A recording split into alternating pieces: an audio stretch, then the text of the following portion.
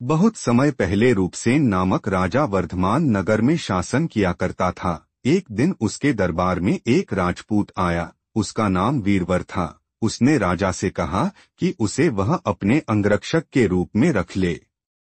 राजा ने पूछा, इसके प्रतिफल में तुम क्या लोगे? वीरवर बोला, महाराज, मैं प्रतिदिन 1000 तोले सोना लूंगा। राजा चकित रह गया। उसने पूछा, तुम्हारे परिवार में कौन कौन है?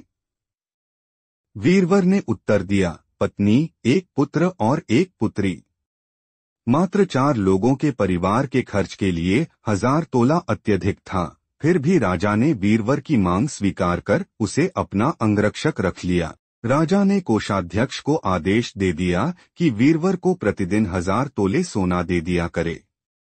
उस दिन के उपरांत से वीरवर जब आवश्यकता हो राजा की सेवा में उपस्थित रहता, पूरी रात उसके कक्ष में उसकी रखवाली करता। इसके बदले प्रतिदिन उसे 1000 तोला सोना मिल जाया करता था। उसमें से आधा हिस्सा वह ब्राह्मणों में वितरित कर देता, शेष हिस्से के 2 भाग करता, एक भाग सन्यासियों, वैरागियों और अतिथियों में बांट देता और दूसरे हिस्से से भोजन तैयार करवाकर पहले परिवार के लोगों को भोजन करवाता, फिर स्वयं भोजन करता। इसी तरह दिन व्यतीत हो रहे थे।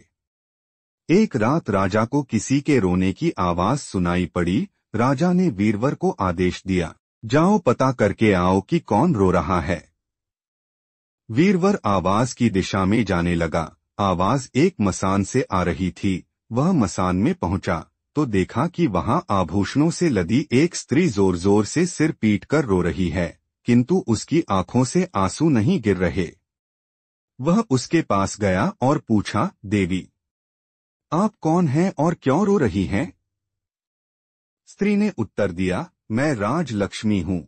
मैं राजा रूपसेन के दुर्भाग्य पर रो रही हूँ। कुछ दिनों बाद मैं उसका महल छोड़कर चली जाऊंगी, क्योंकि वहाँ अधर्म के कार्य हो रहे हैं। वो दरिद्र हो जाएगा और दुखी राजा 1 माह के भीतर ही मर जाएगा। देवी, इसके बचने का क्या कोई उपाय है? वीरवर ने पूछा। राजलक्ष्मी बोली, हाँ है। पूर्व दिशा में जंगल में देवी का एक मंदिर है।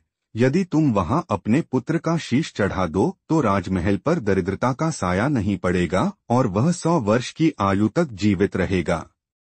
उसके बाद वीरवर अपने घर आ गया और सोई हुई पत्नी को जगाकर सारी बात बताई। उसके पुत्र की आंख भी खुल गई थी। उसने भी सारी बात सुन ली। वह उठकर बैठ गया और अपने पिता से बोला, पिताजी, आप निसंकोच मेरा शीश काटकर देवी के मंदिर में चढ़ा दीजिए। आपकी हर आज्ञा सिरोधार्य है। उस पर अपने राजा के काम आना और देवी के समक्ष अपने प्राण न्योछावर करने से बड़ा कौन सा पुण्य होगा? वीरवर ने पत्नी से पूछा तो वह बोली, अपने पति की हर आज्ञा का पालन करना पत्नी का धर्म है। आप जो भी निर्णय लेंगे मेरी सहमति उसमें होगी। उसके बाद बिना किसी विलंब किए चारों जंगल के मंदिर पहुंचे। वहां हाथ जोड़कर चारों देवी माँ की प्रतिमा के सामने खड़े हो गए। वीरवर बोला, देवी माँ, मैं अपने पुत्र का शीश तुझे समर्पित करता हूँ। मेरे राजा को 100 वर्ष का जीवन प्रदान करें। उसके बाद उसने खांडे के वार से अपने पुत्र का शीश धड़ से अलग कर दिया। यह देख उसकी पुत्री ने दुखी होकर उसी खांडे से अपना शीश भी काट दिया। अपने पुत्र और पुत्री की जीवन लीला समाप्त होते देख मां से न रहा गया। उसने भी अपने प्राण त्याग दिए। अपना परिवार समाप्त होता देख वीरवर ने सोचा कि अब जीवन क्या अर्थ, और उसने भी उसी खंडे से अपना शीश काट लिया।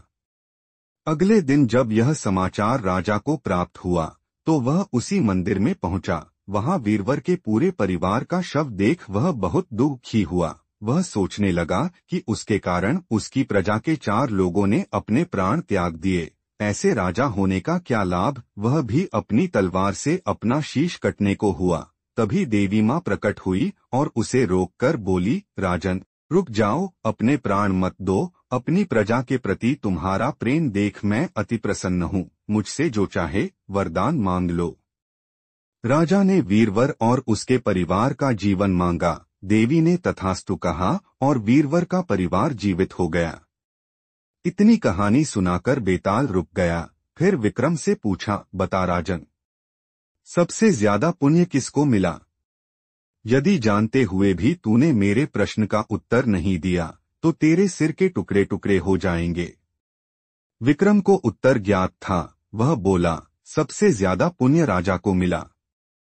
क्यों? बेताल ने पूछा। इसलिए क्योंकि स्वामी के लिए सेवक द्वारा प्राण अर्पित कर देना उसका धर्म है, किंतु सेवक के लिए स्वामी द्वारा अपने प्राण अर्पण करना बहुत बड़ी बात है, इसलिए सबसे ज्यादा पुण्य राजा को मिला। विक्रम के उत्तर देते ही बेताल हवा में उड़ते हुए बोला, तू बोला और मैं चला। वह फिर से मसान के उसी पेड़ पर जाकर लटक गया। विक्रम भी उसके पीछे पीछे मसान तक गया और उसे पेड़ से उतारकर अपनी पीठ पर लाद लिया। उसने फिर से यात्रा प्रारंभ की और बेताल उसे नई कहानी सुनाने लगा। आगे की कहानी दूसरी वीडियो में देखेंगे। पापा मारेगा तेरा।